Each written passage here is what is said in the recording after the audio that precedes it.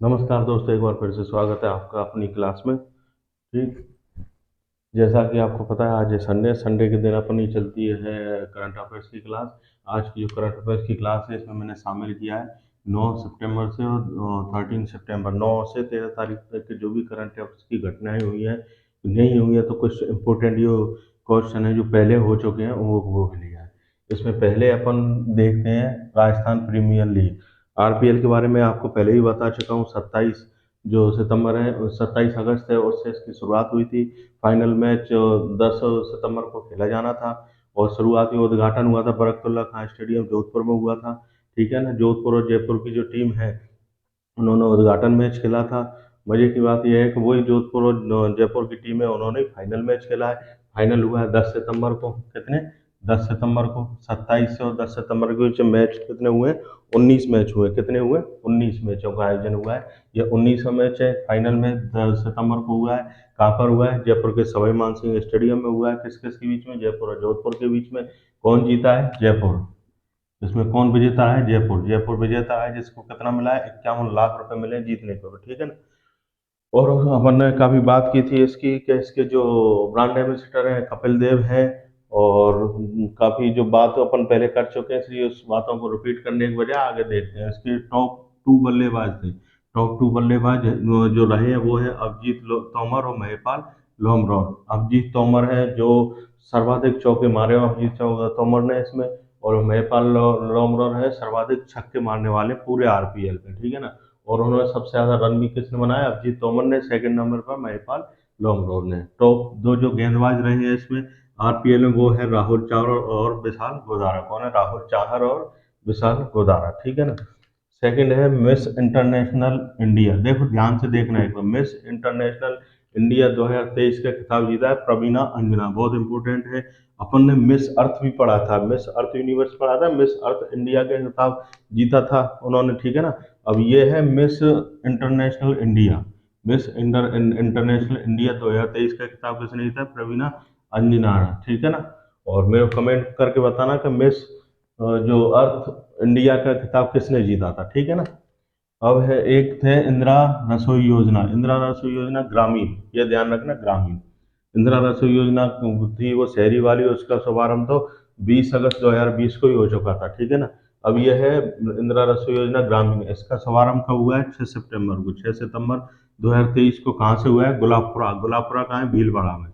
ठीक है ना। इंदिरा रसोई योजना ग्रामीण का शुभारंभ हुआ है 6 सितंबर 2023 को। कहाँ से? गुलाबपुरा भीलवाड़ा से। कितनी रसोइयों के साथ? 400 रसोइयों के साथ। जो उद्घाटन है वो कितनी रसोइयों के साथ? 400 रसोइयाँ खुली गई हैं पहले। ठीक है ना। अभी क्या है, 25 सितंबर तक इसको देखेंगे। 25 सितंबर के बाद 400 रसोइयों को बढ़ाकर कर देंगे 1000 रसोइयाँ। कितनी कर देंगे? 1000। जब ये करेंगे तब अपन तब करंट होगा तब पढ़ लेंगे। ठीक है ना। अभी तो ये याद रखो 6 सितंबर को उद्घाटन किया गया है और 400 रसोइयों के साथ उद्घाटन हुआ है। कहाँ से हुआ है? गुलाबपुरा भीलवाड़ा से। ठीक। देश में इलेक्ट्रॉनिक वाहन बिक्री में राजस्थान कौन से नंबर पर? ये इम्पोर्टेंट है नहीं इतना, लेकिन मैंने सिर्फ इसलिए दिया है कि इसके बेस पर तुम्हें ये पता लगे कि राजस्थान में ई व्हीकल पॉलिसी 2022 है वो कब आई थी? 1 सितंबर 2022 को। अभी तो ये देख लो देश में इलेक्ट्रॉनिक वाहन बिक्री, पूरे जो भारत देश है उसमें राजस्थान कौन से नंबर पे आता है? और ये रैंक है सितंबर 2023 तक की, उसमें राजस्थान कौन से नंबर पे आता है? 5वें नंबर पे। कौन से पे? 5वें पे। और राजस्थान में ई व्हीकल पॉलिसी 2022 कब लागू हुई है? 1 सितंबर 2022 को। कब लागू हुई है? 1 सितंबर 2022 से, होगी अगले 5 साल तक के लिए वैलिड रहेगी। ठीक है ना। कब तक रहेगी? 5 साल तक। इंपॉर्टेंट क्वेश्चन है। 5 साल तक कभी भी, कम से कम 5 साल तक 5 बार क्वेश्चन पूछा जाएगा ई व्हीकल पॉलिसी का। ई व्हीकल पॉलिसी 2022 कब लागू हुई थी? 1 सितंबर 2022। और कब तक लागू हुई? 5 साल के लिए। और राजस्थान अभी सितंबर में कौन से स्थान पर रहा है बिक्री में? 5वें स्थान पर। ठीक है ना। बीएसएफ। बीएसएफ यानी बाउंड्री सिक्योरिटी फोर्स। ठीक है ना। जो अंतर्राष्ट्रीय सीमा है उसकी सुरक्षा करता है। बीएसएफ द्वारा अंतर्राष्ट्रीय सीमा पर एक ऑपरेशन चलाया जा रहा है जिसका नाम है ऑपरेशन अलर्ट। वो कब से कब तक चलाया जा रहा है?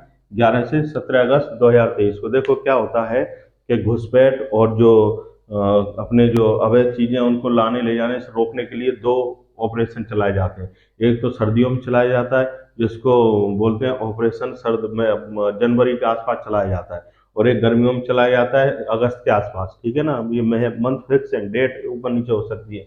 इसका नाम है ऑपरेशन अलर्ट, उसका नाम है ऑपरेशन सरदबा, जो जनवरी में चलाया जाता है। वो जब चलाया जाएगा मैं बता दूंगा। और ये आगामी अगस्त में चलाया गया वो है ऑपरेशन अलर्ट। कब से कब तक चलाया गया है? 11 से 17 अगस्त। इंपोर्टेंट है, किसके द्वारा चलाया जाता है? BSF, on security force. अपन के जो अंतरराष्ट्रीय सीमा है उस पर, जो अपन को पता है अंतरराष्ट्रीय सीमा पर राजस्थान के कितने जिले हैं? 5 जिले, उन्हीं के उन पर ही चलाया जाएगा ऑपरेशन अलर्ट। ठीक है ना? कब से कब तक? 11 से 17 अगस्त 2023 तक। ठीक। किसके लिए? तस्करी को रोकने के लिए है, घुसपैठ को रोकने के लिए, इनको रोकने के लिए ऑपरेशन अलर्ट और ऑपरेशन सरदबा, ये दोनों चलाए जाते हैं। ऑपरेशन सरदबा जनवरी में, ऑपरेशन अलर्ट अगस्त में। ठीक है ना? 74वां राज्य स्तरीय वन महोत्सव कहाँ लागू चालू हुआ है?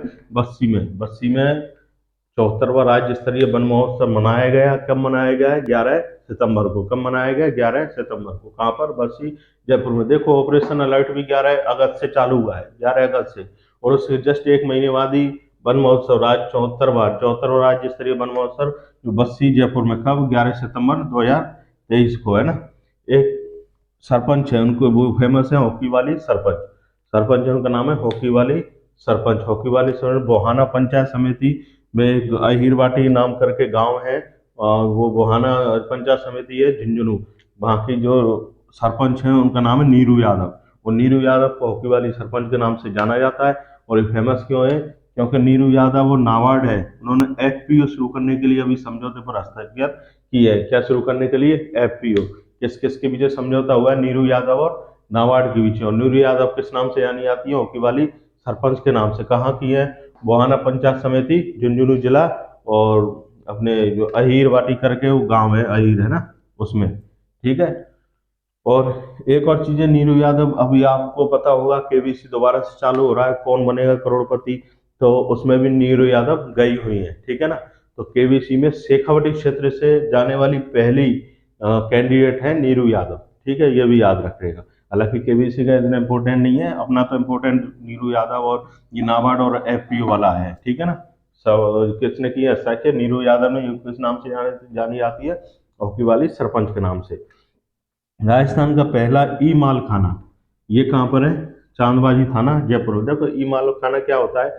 ई माल खाना होता है जो वो थानों में चोरी वगैरह इनका सामान आता है उसको रखने के लिए। क्या होता है कि अपन कभी भी देखना, आप थाने में जाओगे तो जो भी सामान है वो ऐसे ही बिखरा हुआ पड़ा रहता है, खराब होता रहता है। लेकिन चांदबाजी जो थाना है उसकी कंडीशन भी पहले ही ऐसी थी, लेकिन उन्होंने क्या कर दिया, एक सेल्फ बना दी, उस सेल्फ में सिस्टमेटिक ढंग से सामान रख दिया। ये सामान ये है, ये सामान इधर है, ये सामान इधर है, तो सिस्टमेटिक ढंग से रख दिया। इसी को बोलते हैं ई माल खाना। तो राजस्थान का पहला जो ई माल खाना है वो कहाँ पर है? चांदबाजी थाना, जयपुर में पहला है, इसलिए याद रखना इंपॉर्टेंट है। ठीक है। और ये टीबी मुक्त ग्राम पंचायत, इसका द्वितीय चरण चालू हुआ है 24 अगस्त से। कब हुआ है? 24 अगस्त से। जब टीबी मुक्त ग्राम पंचायत का जो द्वितीय चरण है, सेकंड चरण कब चालू है? 24 अगस्त, 24 अगस्त 2023 से। क्या है इसमें? इसमें एक तो ये है कि 7,000 की जो ग्राम पंचायत है उनको टीबी मुक्त कराने का लक्ष्य रखा गया है। कितने को? 7,000 ग्राम पंचायतों को। दूसरा जो लक्ष्य है वो है 2025 तक टीबी मुक्त कराने का। राजस्थान को पूरी तरह टीबी मुक्त कराने का लक्ष्य है, वो 2025 तक का रखा गया है टीबी, इसके द्वितीय चरण में। ठीक है ना? एक है चंबल रिवर फ्रंट और city park. Chambal river front और सिटी पार्क, इन दोनों का लोकार्पण किया गया 12 सितंबर 2023 को। कब? 12 सितंबर 2023 को। कहाँ पर? कोटा में। तो अपन को डायरेक्ट क्वेश्चन आ गया, चंबल रिवर फ्रंट कहाँ है? कोटा में। ठीक है ना? और एक है योगेश छिपा जी। क्या नाम है? योगेश छिपा, जो अपने यही राजस्थान के हैं। योगेश छिपा जी, उन्होंने क्या, दिल्ली में भी G20 समिट चल रही है, तो G20 समिट में अपनी कला का प्रदर्शन किया था योगेश छिपानी ने। तो किस कला का किया था? अपनी जो रंगाई छपाई, वो है ना रंगाई छपाई वाली कला, कहाँ की प्रसिद्ध है वो? अकोला चित्तौड़गढ़ की। ठीक है ना? कई की है, कई जगह की है, लेकिन उन्होंने जो प्रदर्शन किया वो कहाँ की किया था? अकोला चित्तौड़गढ़। अकोला चित्तौड़गढ़ बहुत फेमस है, कई बार इन्होंने क्वेश्चन आए हुए हैं कि रंगा अकोला चित्तौड़गढ़ का संबंध किससे है? रंगाई छपाई से। ठीक है ना?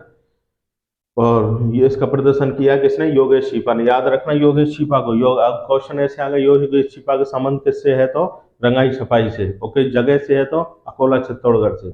और प्रदर्शन कहाँ किया है? दिल्ली में। किसमें? G20 समिट में।